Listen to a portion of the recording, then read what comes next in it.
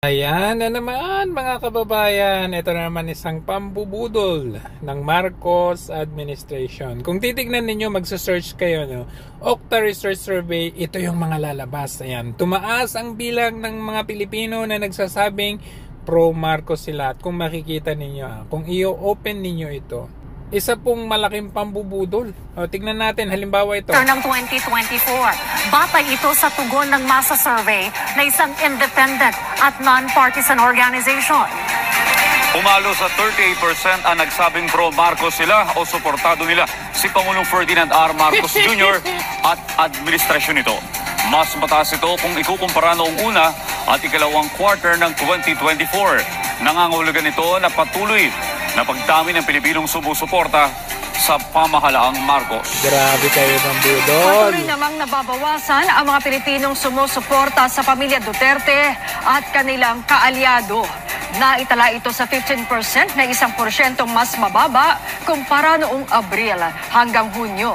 Nasa 26% naman ang itinuturing ang kanilang sarili na independent o walang pinapanigan. Okay, so ngayon, titignan natin kasi, ayan, may mga mainstream media din, mga yan nakaganyan o nakalagay dyan. Pero titignan natin yung mga reactions. Dito tayo mag-umpisa. UNTV, alam naman natin, mga mga himod puwete. Kung titignan natin yung mga reactions nila, dito pa lang sa mga reactions, bakit ang daming tumawa? Ano ibig sabihin yan? Nakakatawa dahil hindi totoo. Nakita nyo, ilan ba yung nag-heart? Nag-heart 59. Ito, ano yan? May 21 na galit. Kasi, pero dito tayo tumingin. Nakakatawa talaga. At lalo na pag mapunta ka sa mga comments, ayan, mahal ang bayad ng trolls, 20k per week. Kung saan ka masaya, suportahan ta ka. Ito naman, syempre tataas kasi dami pa namang trolls na inaalagaan nila. Di ba? Ito gusto ko. Sabi niya, maraming salamat PBBM dahil sa pamamalakad mo naging malinis ang kulungan ng Pilipinas. Wala nang mga drug lords, killers at lahat ng convicted persons kahit politiko na sangkot sa korupsyon na pahirapang mapakulong noon, pinakawalan mo lang. Keep it up, bangag. At kahit tumingin pa tayo sa mga ibang post, ito, yung mga ibang ito government owned to. Tingnan nga natin yung mga reactions. Ang dami pa ring tumawa.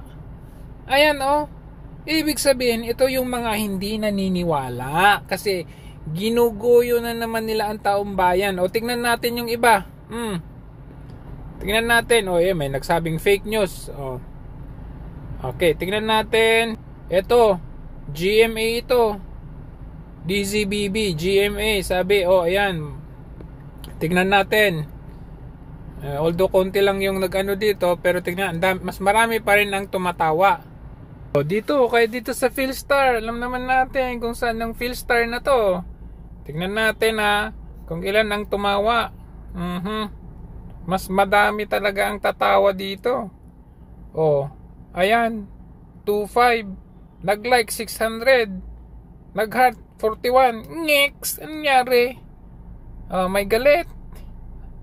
So dito mo talaga makikita mga kababayan. Ito po ay talagang istoryahe. Ayan. Mind conditioning, sabi nga ni Tony Zamora. Ito, tamang sinabi. Hindi mo kailangang sabihin yan. Patutunayan namin yan sa election time. But in the meantime, tignan nyo lahat ng mga comments dito. Kung po titignan naman natin itong mga comments dito, talagang malulula ka sa mga supporters ng Duterte. This is literally mind conditioning.